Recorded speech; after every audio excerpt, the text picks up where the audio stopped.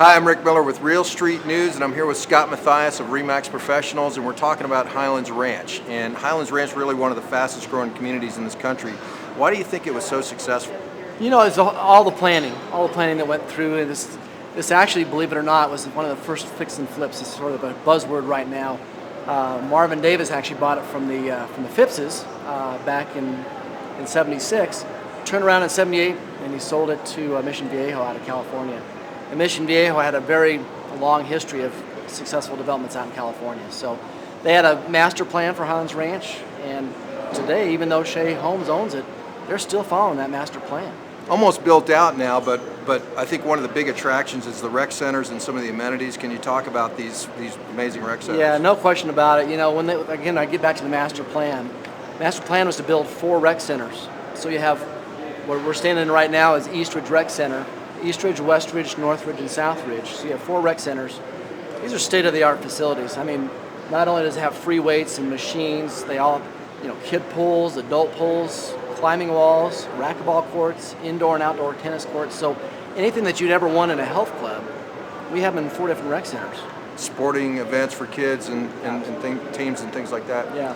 And it's it's $127 a quarter for a family. Now, it doesn't matter if you have a family of 2, 5, or 10. It's $127 a quarter. So you get a lot of bang for your buck out in Highlands Ranch at the rec centers. So when you show property out here, apparently this is one of the first places you take them.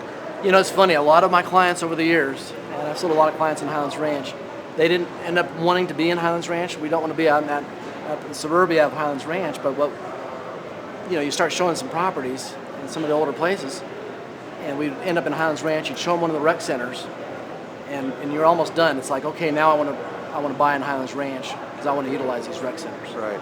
And there's all types of property out here. Too much really to even talk about in this short video, but can you tell me a little bit about some of the other amenities out here? I know there's lots of parks and recreation space. Well, we have over 23 parks, and there's 70 miles of bike trails, and a lot of those bike trails interconnect the parks. So I think they said there's 25 miles of open land per 1,000 residents out here. So outdoor living and enjoying Colorado, which is outdoors, is the best place to do right here, and that's why people enjoy the outdoors here. So statistically, can you tell me a little bit about what are you seeing out here in terms of days on market, in terms of appreciation, home values, that sort of thing? Well, I'll tell you what, that's the days on market right now. We're averaging about 90 days on market, but we're seeing, just like in different parts of town, we're seeing a really change in Highlands Ranch, and it comes from inventory. All last year in 2011, we were down just about 1%, so we were really flat last year. But already this year, because of a decrease of about 40% in inventory, we saw about a 3% increase in prices in December.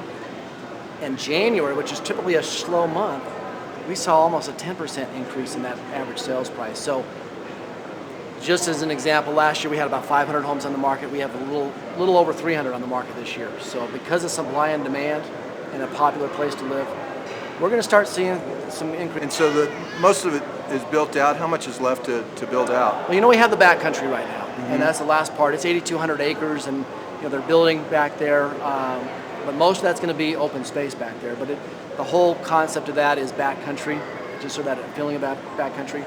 The residents of the backcountry have almost 500 acres just to themselves, where they can pitch a tent, have an overnight out in those 500 acres. So wow, it's really a whole different lifestyle, but it's the last part of Highlands Ranch. Great information, Scott. Thanks for being with me. Absolutely. Good to see you.